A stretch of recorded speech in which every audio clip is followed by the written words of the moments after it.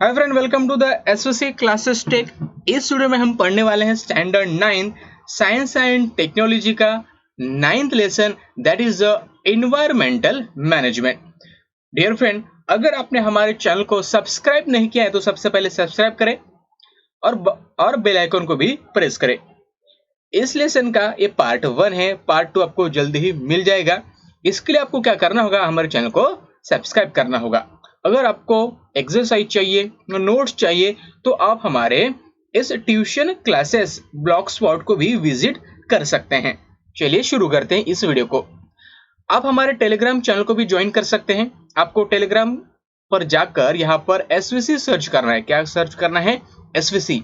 यहाँ पर आपको क्लास 5 से क्लास 12 तक सारे चैनल मिल जाएंगे। उस चैनल पर जाकर आप ज्वाइन कर सकते हैं। चलिए शुरुआत करते हैं। पहला क्वेश्चन यहाँ पर हमें पूछा गया है, कैन यू रिकॉल में, how does the atmosphere affect our daily life. जो हमारी डेली लाइफ है उसे किस तरह से ये एनवायरनमेंट अफेक्ट करता है। आपको एक चीज पता होगी, तो जो एनवायरनमेंट है या फिर जो एटमॉस्फेयर है, इस एटमॉस्फेयर में कौन कौन सी चीजें हैं। अगर आपको बता दें तो ऑक्सीजन कहाँ पर है, तो इस एटमॉस्फेयर में है। कार्बन डाइऑक्साइड कहाँ पर है, तो इस एटमॉस्फेयर में है। वाटर साइकिल कहाँ पर है, तो इस एटमॉस्फेयर में है।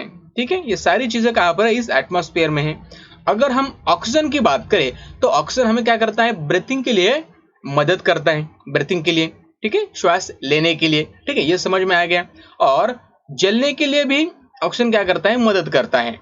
कार्बन डाइऑक्साइड की अगर बात करें तो फोटोसिंथेसिस की जो प्रोसेस है, ठीक है, इस फोटोसिंथेसिस की प्रोसेस में क्या करता है, ये मदद करता है।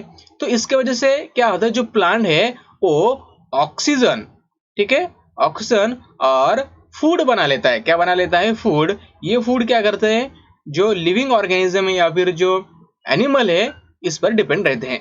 वाटर साइकिल की अगर बात करें तो वाटर साइकिल का मतलब क्या होता है, आपको पता है कि जो सी में जो पानी है, समंदर में जो पानी है, उसकी उसका क्या होता है, भाप बनता है। भाप बनने के बाद उसे क्लाउड फॉर्म होते हैं, ठीक है। और वो क्लाउड क्या करते हैं, लॉन्ग डिस्टेंस तक ट्रेवल करते हैं। और ट्रेवल करने के बाद जैसे ही कहीं पर अगर ठंडा उनको वेदर मिल जाए, क्लाइमेट मिल जाए, तो वहां पर वो क्या कहते हैं, जो वेपर है वो कन्वर्ट हो जाते हैं वाटर में और वहां पर गिर जाते हैं। और फिर से नदी, नाले, रिवर, इसके जरिए फिर से समंदर में आकर मिलते हैं। तो इसे कहते हैं वाटर साइकिल। ये सारी चीजें हमारे डेली लाइफ के लिए बहुत महत्वपूर्ण है। ऑक्सीजन नहीं होता तो हम जीवित नहीं रहते, कार्बन डाइऑक्साइड नहीं होता तो शायद हमें फूड नहीं मिलता, ठीक है। अगर वाटर साइकिल नहीं होता तो हमारे एग्रीकल्चर के लिए, हमें पीने के लिए पानी नहीं मिलता। तो ये सारी चीजें क्या होती है, हमारे डेली लाइफ को क्या करती है, अफेक्ट करती है। आपको शायद ये सारी चीजें समझ में आई होगी। सेकंड क्वेश्चन है, forecast about which weather related factor are given during the news bulletin on the Doordarshan और आकाशवाणी। अगर आपने दूरदर्शन और आकाशवाणी का कभी वेदर बुलेटिन सुना है, इसमें क्या क्या चीजें बताई जाती है, आपको पता है, ठीक है। तो शायद आपको पता नहीं होगी, तो मैं आपको बता देता हूँ। उसमें बताया जाता है कि रेन कब होने वाली है, ठीक है, रेन कब होने वाली ये बताया जाता है। उसके बाद स्नोफॉल के बारे में बताया जाता है कि स्नोफॉल कब शुरू होने वाला है और कितने इंचेस का स्नोफॉल होने वाला है, ये भी इसमें बताया जाता है। विंड स्पीड, हवा की स्पीड क्या है, ठीक है, हवा की स्पीड क्या है, ये भी इसमें बताया जाता है। टेम्परेचर कितना रहने वाला है, ये सारी चीजें इस फोरकास्ट में बताई जाती है। आपने कभी सुना होगा दूरदर्शन पे या फिर आकाशवाणी पे, ठीक है। ये पहले बताया जाता था, आज भी बताया जाता है, लेकिन आपको दूरदर्शन या फिर आकाशवाणी देखना होगा, ठीक है। और सबसे महत्वपूर्ण हमारा चैप्टर शुरू होता है कि वेदर और क्लाइमेट, ठीक है। सबसे पहले वेदर एंड क्लाइमेट के बारे में बात करेंगे। आपको एक चीज समझनी होगी कि वेदर और क्लाइमेट ये दोनों अलग अलग चीजें हैं, ठीक है। वेदर और क्लाइमेट एक चीज नहीं है, अलग अलग चीजें हैं। किस तरह से अलग अलग है, मैं आपको बताऊंगा। वेदर क्या होता है, एटमॉस्फेरिक कंडीशन। अबे एटमॉस्फेरिक कंडीशन का मतलब क्या होता है कि वहां का टेम्परेचर कितना है, ठीक है, वहां की ह्यूमिडिटी कितनी है, ठीक है, ह्यूमिडिटी। उसके बाद वहां का टेम्परेचर, ह्यूमिडिटी, उसके बाद विंड स्पीड क्या है, ये सारी चीजें एटमॉस्फेरिक कंडीशन में आती है, ठीक है। अभी atmospheric condition at a specific time at a particular place, यानी किसी एक टाइम पर, किसी प्लेस का एटमॉस्फेरिक कंडीशन कैसी है, इस चीज को हम क्या कहते हैं, वेदर कहते हैं। ठीक है, ठीक है। मानो कि आज मुंबई का टेम्परेचर कुछ इस तरह से है, इसकी ह्यूमिडिटी इस तरह से है, विंड स्पीड ये है, ठीक है। आज वहां पर रेनफॉल इतना हुआ है, ठीक है, किसी एक दिन का या फिर 2 दिन का, इसे हम वेदर कहते हैं। ठीक है। अब जो वेदर होता है ये शॉर्ट पीरियड के लिए होता है। क्या होता है, शॉर्ट पीरियड के लिए, ये ज्यादा दिन के लिए नहीं होता है वेदर। ठीक है, वेदर में चेंजेस, ठीक है, जिससे हम क्या कहते हैं, वेदर कहते हैं। ठीक है, समझ में आएगा, किसी एक स्पेसिफिक टाइम और स्पेसिफिक प्लेस का, इसे हम वेदर कहते हैं। अभी क्लाइमेट का मतलब क्या होता है, the climate of a particular region. अभी पर्टिकुलर रीजन की हम बात कर रहे हैं। फॉर एग्जाम्पल हम एशिया की बात करते हैं, ठीक है, ठीक हम ऑस्ट्रेलिया कॉन्टिनेंट की बात करते हैं, अलग अलग कॉन्टिनेंट की बात करते हैं, या फिर हमारे अर्थ की बात करते हैं। ठीक है, ये सारा region, particular region is the average of daily reading. जो डेली रीडिंग जो हम लेते हैं उसका एवरेज निकाला जाता है आफ्टर सेवरल ईयर, यानी कई सालों के बाद इसका एवरेज निकाला जाता है, और एवरेज में जो भी चेंजेस हुए हैं उसे हम क्या करते हैं, स्टडी करते हैं। तो इसे कहते हैं क्लाइमेट। अभी क्लाइमेट का मतलब क्या होता है कि हमें किसी एक रीजन का क्या करना होता है, डेली का एवरेज निकालना पड़ता है सेवरल ईयर के बाद। ठीक है, अगर हम 2-4 साल से अगर रीडिंग ले रहे हैं, हर साल का हम एवरेज निकाल रहे हैं, तो एवरेज लगभग सेम है। इसका मतलब क्लाइमेट में ज्यादा चेंज नहीं हुआ है, लेकिन क्लाइमेट में अगर चेंजेस हो रहा है, ठीक है, तो हमें वो काफी धीरे तरीके से दिखाई देगा, स्लोली हमें वो दिखाई देगा। फॉर एग्जांपल मैं आपको बताता हूँ कि ग्लोबल वार्मिंग, जो ग्लोबल वार्मिंग है, इसका मतलब क्या है, जो हमारे अर्थ का जो टेम्परेचर है वो धीरे धीरे बढ़ते जा रहा है। ठीक है, हर रोज टेम्परेचर बढ़ता है, आपको पता है। जो वेदर, यानी आज का टेम्परेचर, मानो अगर आज 20 है आज का टेम्परेचर, कल 25 होगा, परसों 30 होगा, ऐसी कोई बात नहीं है। वेदर क्या होता है, चेंजेस होता रहता है। ठीक है, अगर क्लाइमेट की बात करें तो क्लाइमेट का मतलब होता है वहां पर अगर एक एवरेज में अगर 1 डिग्री भी वहां पर कम ज्यादा हो गई, ठीक है, डिग्री सेल्सियस, तो हमारे पृथ्वी पर क्या होता है, विनाश आ सकता है। तो ये सारी चीजें आपको ध्यान में रखनी होगी। देखिए, चेंजेस इन वेदर में occur for short period of the time. अभी जो चेंजेस आते हैं वेदर में, हमने अभी बात की वेदर की, वेदर में जो चेंजेस होते हैं वे शॉर्ट पीरियड के लिए होते हैं, शॉर्ट टाइम के लिए होते हैं। यानी फॉर एग्जांपल आप देख सकते हैं कि रेनी सीजन आता है, उसके बाद समर आता है, तो इस तरह जो सीजन आते हैं इसे हम वेदर कहते हैं। ये कितने टाइम के लिए होते हैं, शॉर्ट पीरियड के लिए, 1 महीना, 2 महीना, 3 महीना, इस तरह से। ठीक है, इसे क्या कहते हैं, हम वेदर कहते हैं। लेकिन वेराज अगर हम बात करें चेंजेस इन अ क्लाइमेट, अगर क्लाइमेट की अगर बात करें, changes in a climate takes place slowly over a much long duration, यानी कई सालों तक ये चेंजेस स्लोली होते रहते हैं। ठीक है, एग्जांपल मैंने आपको बता दिया था, ग्लोबल वार्मिंग था। ठीक है, समझ में आ गया आपको। चलिए, अभी हमें बताना है कि वेदर रिलेटेड और क्लाइमेट फैक्टर।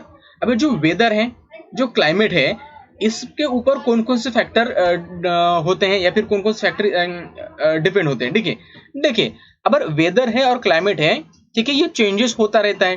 किसकी वजह से, जो फैक्टर कौन कौन से हैं, तो वो फैक्टर है टेम्परेचर। अगर टेम्परेचर कम ज्यादा हो गया तो वेदर और क्लाइमेट में चेंजेस आ सकते हैं। या फिर एटमॉस्फेरिक प्रेशर, एटमॉस्फेरिक प्रेशर की वजह से भी क्या होता है, वेदर और क्लाइमेट चेंजेस होते रहते हैं। उसके बाद है सनलाइट, क्लाउड, ह्यूमिडिटी और रेनफॉल और विजिबिलिटी।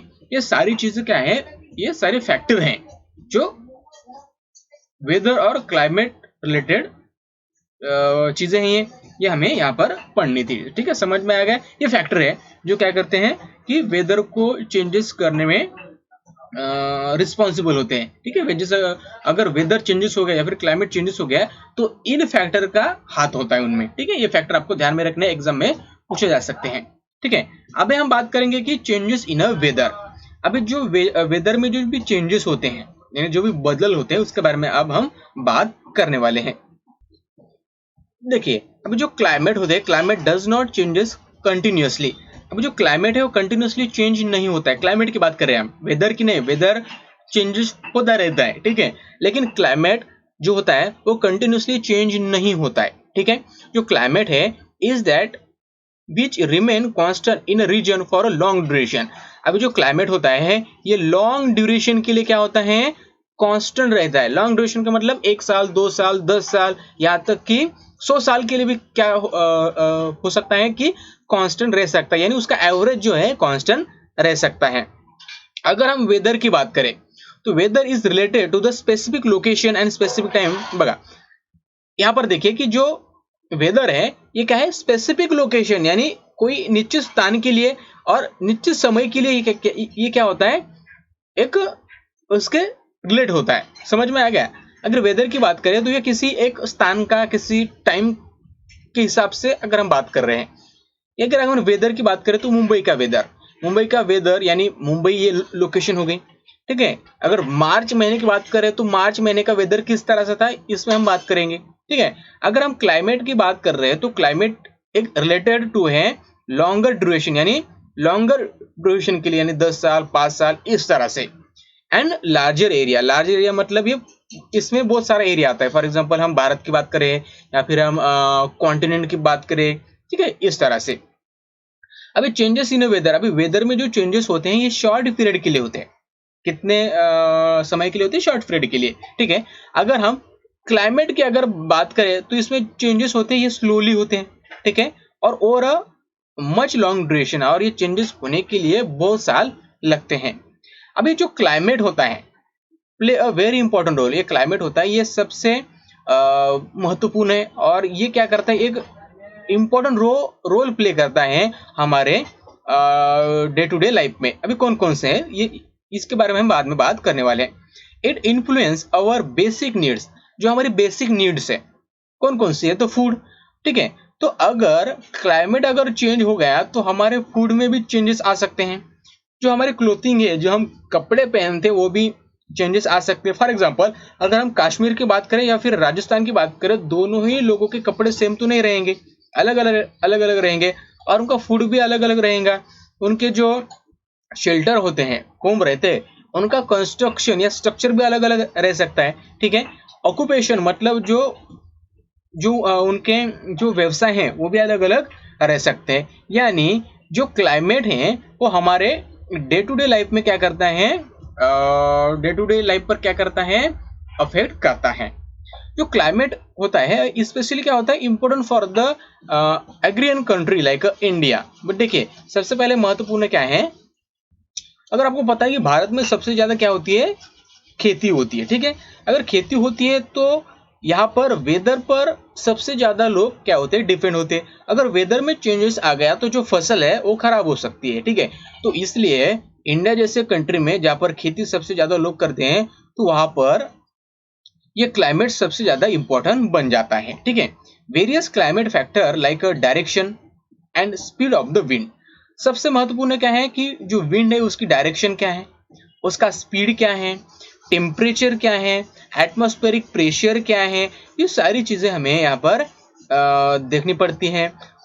इसका फोरकास्ट हमें करना पड़ता है। इसकी वजह से क्या होता है कि जो फार्मर हैं वो क्या करते हैं, अपनी फसल का संरक्षण कर सकते हैं, यानी कौन सी फसल लगानी है वो क्या करते हैं, डिसाइड कर सकते हैं। अगर उन्हें अगर पता चल गया तो इस साल कम बारिश होने वाली है तो वो क्या कर सकते हैं, जो अपना क्रॉप है, ठीक है, जो फसल है वो चेंज कर सकते हैं अगर बोने से पहले। तो ये सारी चीजें यहाँ पर हमें ध्यान रखनी है। Etcetera are consider during the construction of runways, अगर हम जब रनवेज की बात करते हो, रनवे जब हम कंस्ट्रक्ट करते हैं, सी पोर्ट जब कंस्ट्रक्ट करते हैं, ह्यूज ब्रिज जब कंस्ट्रक्ट करते हैं, स्काई स्क्रैपर जब कंस्ट्रक्ट करते हैं, तो हमें क्लाइमेट चेंजेस के बारे में सोचना पड़ता है। क्योंकि जो क्लाइमेट चेंज है वो ब्रिज पे, रनवे पे या फिर स्काई स्क्रैपर पर भी अफेक्ट कर सकता है। तो इसके वजह से जो भी हम बड़ी बड़ी चीजें यहाँ पर कंस्ट्रक्ट करते हैं, फॉर एग्जांपल हमने बात की रनवे, सी पोर्ट, तो ये सारी चीजें हमें यहाँ पर ध्यान रखनी पड़ती है, क्या क्लाइमेट का इफेक्ट इस पे होने वाला है या फिर नहीं होने वाला है, ठीक है। चलिए अब हमें यहाँ पर एक क्वेश्चन पूछा गया है, यूज योर ब्रेन पावर में क्या पूछा गया है, विच फैक्टर अफेक्ट फेवरेबली और अनफेवरेबली बाय द क्लाइमेट। अगर हम क्लाइमेट की बात करें तो यहाँ भी कौन कौन से फैक्टर हैं, ठीक है, वो क्या करते हैं, क्लाइमेट को अफेक्ट करते हैं, इसके बारे में हम पढ़ने वाले हैं। कौन से फैक्टर फेवर में है, कौन से अनफेवर में है। ठीक है, सबसे पहले देखिए, आपको पता होगा कि जो हमारा इन्वायरमेंट है, ठीक है, या फिर हम कह सकते हैं कि जो हमारा एटमॉस्फेयर है, उसके आधार पर हम क्या करते हैं, हम जीते हैं। फॉर एग्जाम्पल की अगर बात करें, ठीक है, जो क्लाइमेट है, क्लाइमेट ऑफ पर्टिकुलर रीजन, यानी किसी भी रीजन का अगर हम क्लाइमेट की बात करें, is help to determine the diet. अगर किसी भी एरिया का, किसी भी रीजन का अगर क्लाइमेट है, उसके हिसाब से हम क्या करते हैं, हमारी डाइट को हम चेंज करते हैं। ठीक है, डाइट को चेंज करते हैं, जो हमारी क्लोथिंग होती है उसको भी हम चेंज करते हैं। ठीक है, अगर आप राजस्थान से अगर जम्मू कश्मीर चले गए, तो ऐसा नहीं होगा कि आप राजस्थान के कपड़े जम्मू कश्मीर में पहन सकेंगे, कि वहां पर तो बहुत ठंड है, तो वहां पर आपको स्वेटर वगैरह अलग अलग चीजें यूज करनी पड़ेगी।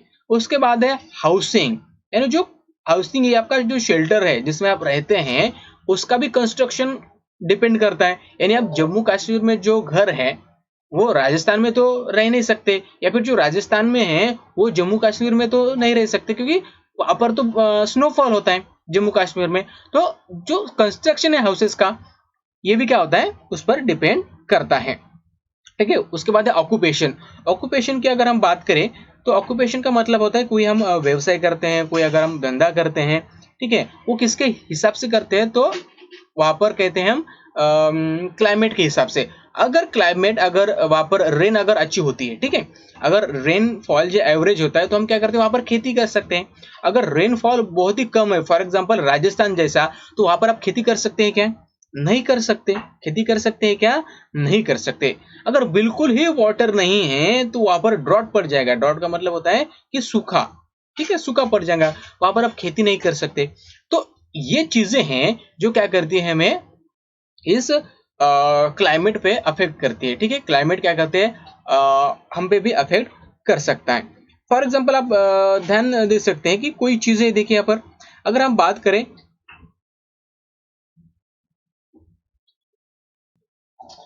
तो अगर क्लाइमेट अगर चेंज हो गया, तो ये सारी चीजें हमारी चेंज हो सकती है। इस पर इसका इफेक्ट हमें देखने को मिल सकता है, डाइट पर, क्लोथिंग पे, हाउसिंग पे, ऑक्यूपेशन पे। ठीक है, अगर एवरेज रेनफॉल है, ठीक है, अगर एवरेज रेनफॉल है, तो हम क्या कर सकते हैं, वहां पर खेती कर सकते हैं। ठीक है, हम क्या कर सकते हैं, वहां पर खेती कर सकते हैं। अगर रेनफॉल अगर ज्यादा हो गया, ठीक है, रेनफॉल अगर ज्यादा हो गया, तो क्या होगा, तो वहां पर फ्लड आ जाएंगे। ठीक है, फ्लड आने से क्या होगा कि कई नुकसान वहां पर हो सकता है, कई लोग मर सकते हैं, खेती का नुकसान हो सकता है, क्रॉप का नुकसान हो सकता है, वहां के जो ऑक्यूपेशन से लोगों के, ठीक है, उस पर भी वहां पर हमें इफेक्ट देखने को मिल सकता है। यानी जो ये चेंजेस है, ये क्लाइमेट की वजह से हमें देखने को मिल सकते हैं। उसके बाद है, what must we do to minimise this effect. अगर इसका इफेक्ट अगर हमें कम करना हो, ठीक है, क्लाइमेट का, इन चीजों पर हमें क्या करना होगा। तो सबसे पहले हमें दो चीजें यहाँ पर ध्यान देनी होगी। हमें क्लाइमेट अगर चेंज नहीं होने देना है, तो सबसे पहले हमें पॉल्यूशन कम करना होगा। क्या करना होगा, कम, सबसे पहले पॉल्यूशन कम करना होगा। पॉल्यूशन कम करने के बाद जो हम एनर्जी यूज करते हैं, तो हमें रिन्यूएबल रिसोर्स की तरफ ध्यान देना होगा। रिन्यूएबल का मतलब क्या होता है, मैं आपको बताऊंगा। ठीक है, रिन्यूएबल का मतलब क्या होता है, रिन्यूएबल रिसोर्सेस। ठीक है, अब रिन्यूएबल रिसोर्सेज का मतलब क्या होता है, ऐसे रिसोर्सेज जो कभी खत्म नहीं होते और पॉल्यूशन भी क्रिएट नहीं करते। For example sunlight. अगर आप सनलाइट से अगर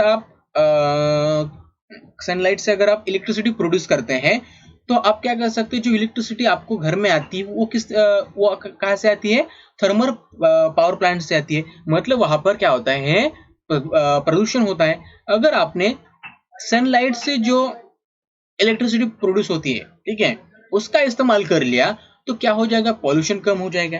ठीक है, तो ये हो गया हमारी रिन्यूएबल सोर्सेस। आप बायोफ्यूल का भी यूज कर सकते हैं अपने व्हीकल में।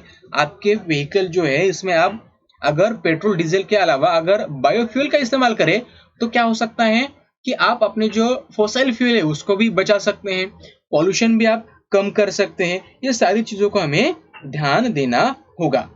सबसे पहला है कि हमें क्या करना होता है, रिड्यूस वाटर वेस्टेज। सबसे महत्वपूर्ण है कि हमें जो वाटर है, ठीक है, वाटर जो वेस्टेज जो हम करते हैं, ठीक है, वाटर वेस्टेज, इसे हमें क्या करना होगा, कम करना होगा।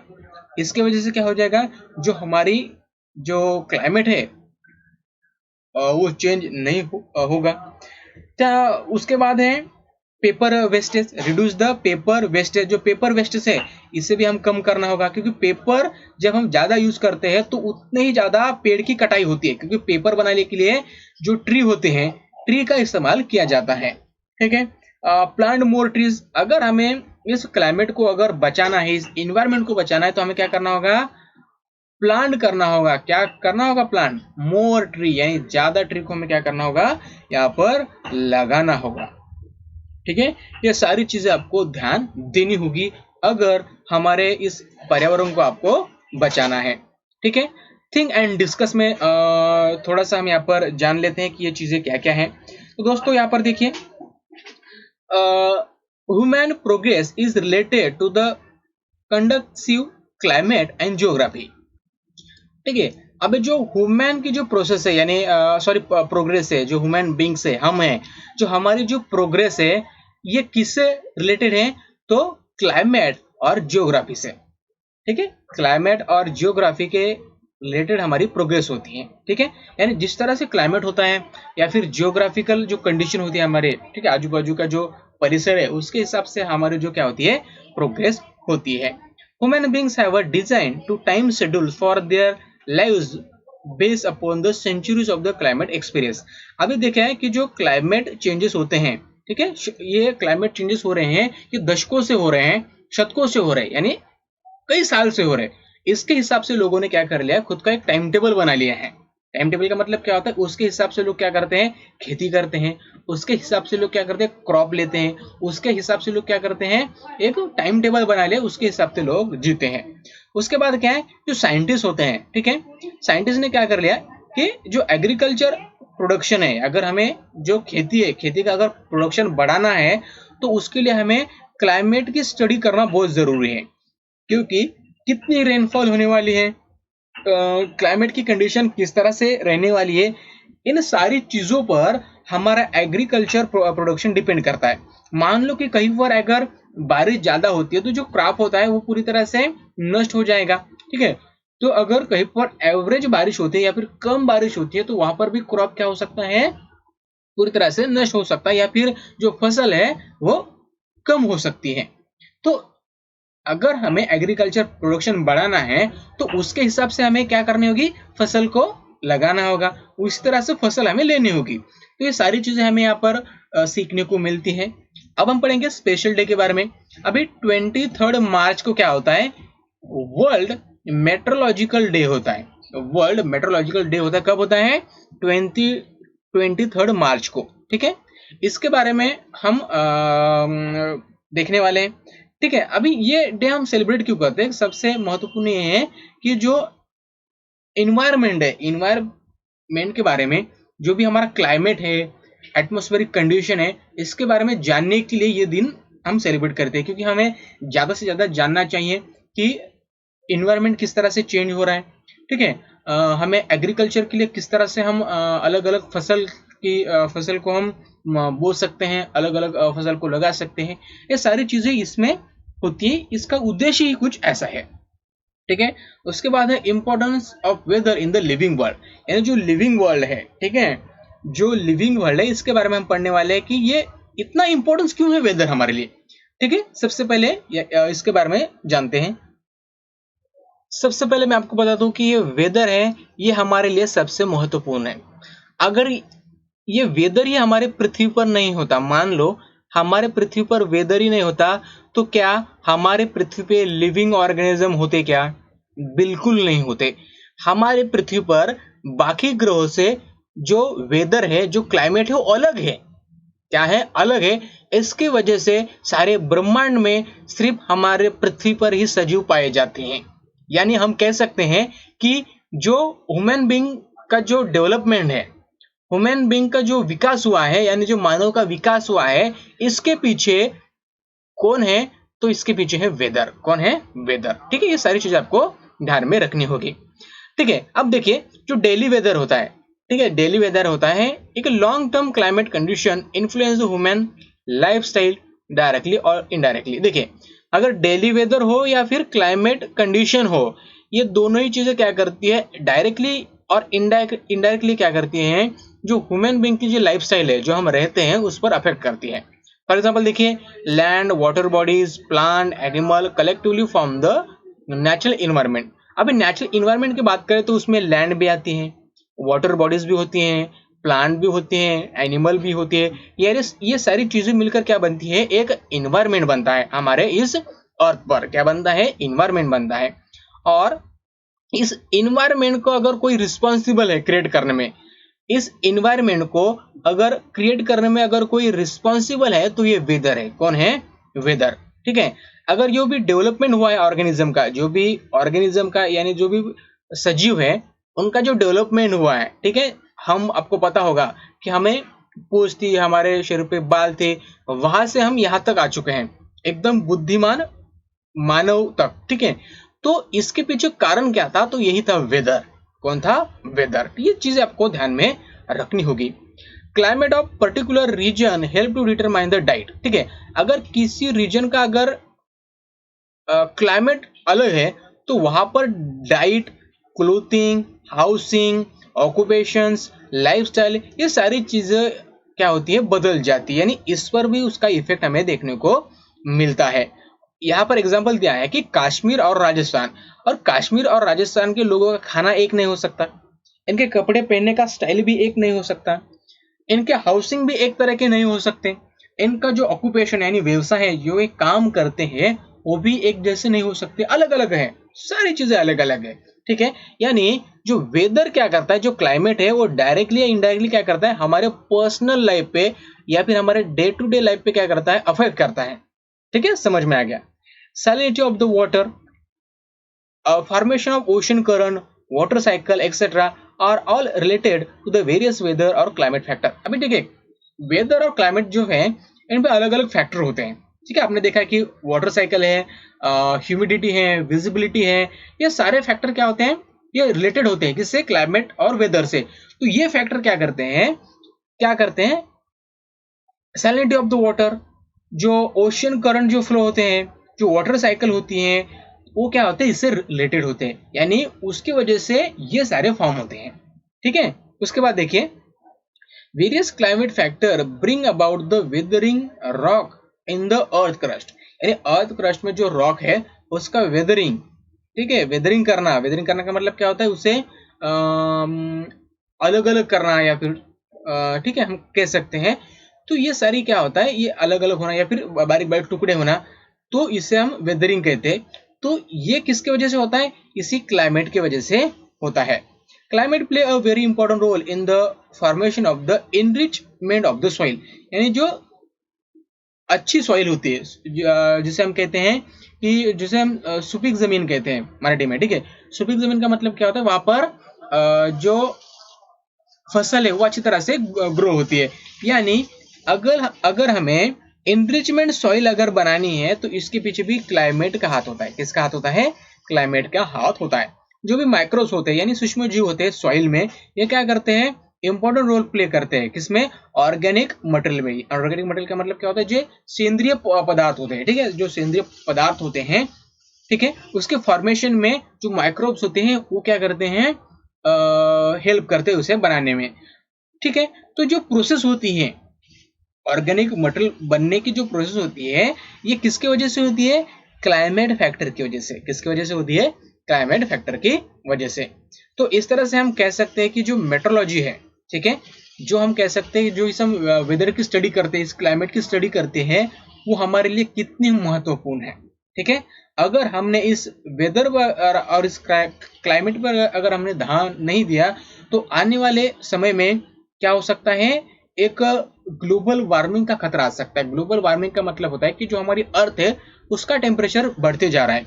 अगर टेम्परेचर बढ़ गया हमारे अर्थ का, कि जो ग्लेशियर है, ठीक है, जो ग्लेशियर है उसमें जो आइस है, वो मेल्ट हो जाएगी, और मेल्ट होने की वजह से जो सी है, सी में सारा जो आइस का जो वाटर है यहाँ पर जमा हो जाएगा, और इसकी वजह से जो सी की लेवल है, ठीक है, वो बढ़ जाएंगी, और उसकी वजह से जो भी पोर्ट है, ठीक है, जो भी पोर्ट है, वो सारे पानी के नीचे जा सकते हैं। आइसलैंड है वो पूरे पानी के नीचे जा सकते हैं। तो इसलिए हमें, अगर हमें पृथ्वी को या फिर हमारे आने वाली पीढ़ी को अगर हमें संरक्षित करना है तो हमें वेदर पर ध्यान देना होगा। ठीक है, चलिए ये सारी चीजें आपको समझ में आई होगी।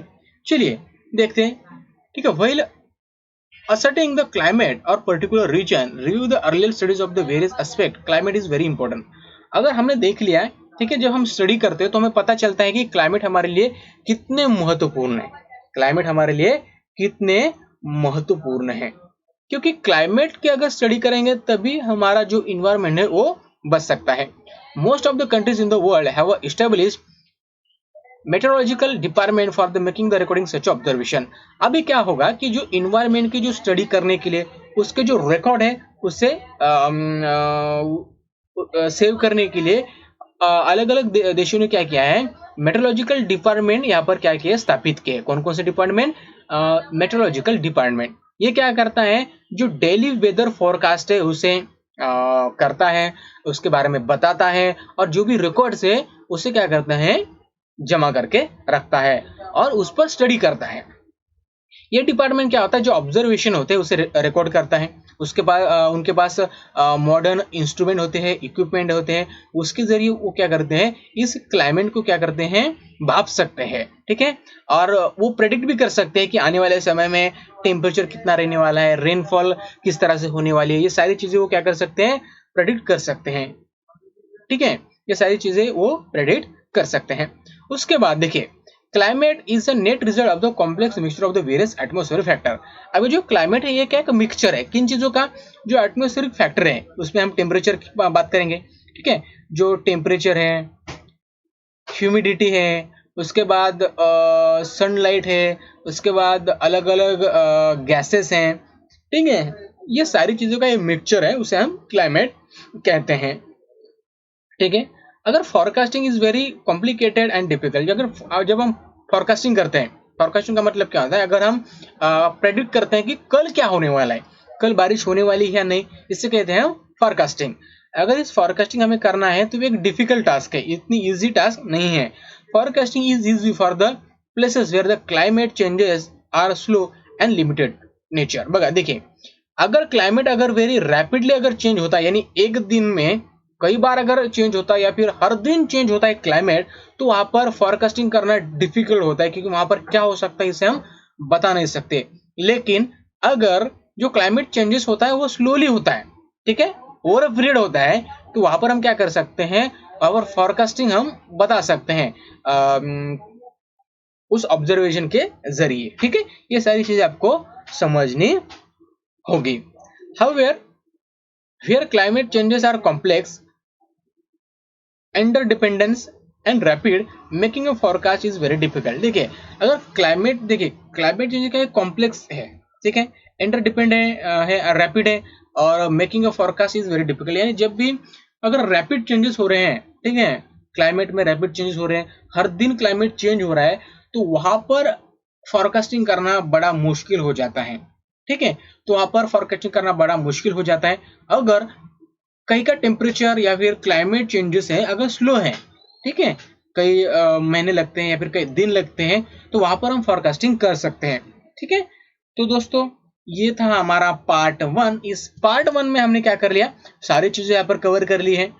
पार्ट 2 में हम देखने वाले हैं कि जो इन्वायरमेंट है हमारा, ठीक है, उसके लिए कौन कौन से डिपार्टमेंट, ठीक है, जो मेट्रोलॉजिकल डिपार्टमेंट है वो किस तरह से काम करता है, ये सारी चीजें हम देखने वाले हैं। अगर आपने हमारे चैनल को सब्सक्राइब नहीं किया तो सबसे पहले सब्सक्राइब करें, इस वीडियो को लाइक और शेयर करना मत भूलें। ये हमारा हिंदी में पहला वीडियो है दोस्तों, हो सकता है कि कई शब्द हमारे यहाँ पर गलत हो गए होंगे, ठीक है, तो उसके लिए मैं सॉरी कहना चाहूंगा। Thanks for watching.